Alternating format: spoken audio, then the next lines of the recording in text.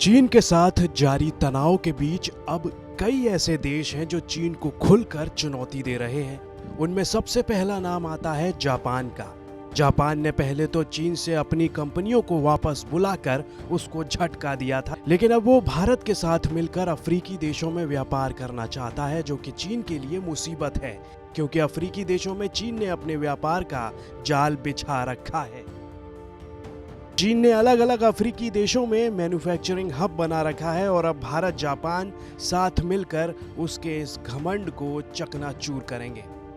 सूत्रों के मुताबिक जापान विदेश व्यापार संगठन यानी जेट्रो देश के विदेश व्यापार संवर्धन निकाय जापानी और भारतीय कंपनियों को सहायता प्रदान करेगा, जो अफ्रीका में अपने व्यवसायों को स्थापित करने और विस्तारित करने का प्रयास करेंगे। इसके साथ ही जेट्रो व्यापार भागीदारों और वित्तीय निकायों को जोड़ेंगे। जापान अफ्रीकी देशों में ऑटोमोबाइल भागों, बुनियादी ढांचे और ऊर्जा परियोजनाओं, घरेलू उपकरणों और बिजली मशीनरी जैसे क्षेत्रों में जापानी और भारतीय कंपनियों के बीच सहयोग को बढ़ावा देने के लिए उत्सुक हैं और उसने भारत के सामने ये प्रस्ताव रख दिया है।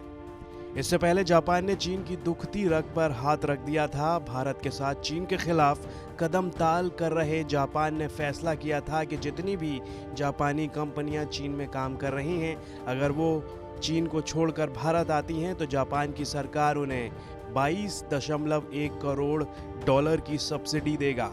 तो वहीं अफ्रीकी देश पहले ही इस बात की करीब से जांच कर रहे हैं कि उनके यहाँ पर चीन जो निवेश कर रहा है उसका उन्हें कितना फ़ायदा मिल रहा है, और वो इस बात की भी जांच कर रहे हैं कि इस कर्ज के साथ कौन सी शर्तें जुड़ी हैं।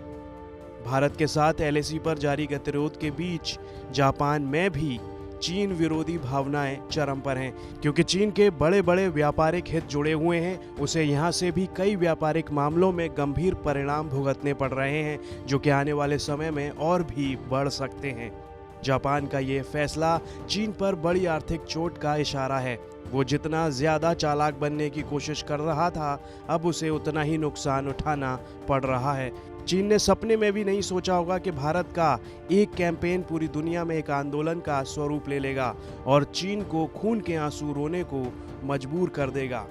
फिलहाल चीन को अब बिल्कुल समझ में आ गया होगा कि उसने भारत से जो पंगा लिया है उसका खामियाजा उसे इस कदर उठाना पड़ा है। लेकिन ये तो अभी शुरुआत है। चीन को अभी और बड़े आर्थिक नुकसान झेलने की तैयारी कर लेनी चाहिए।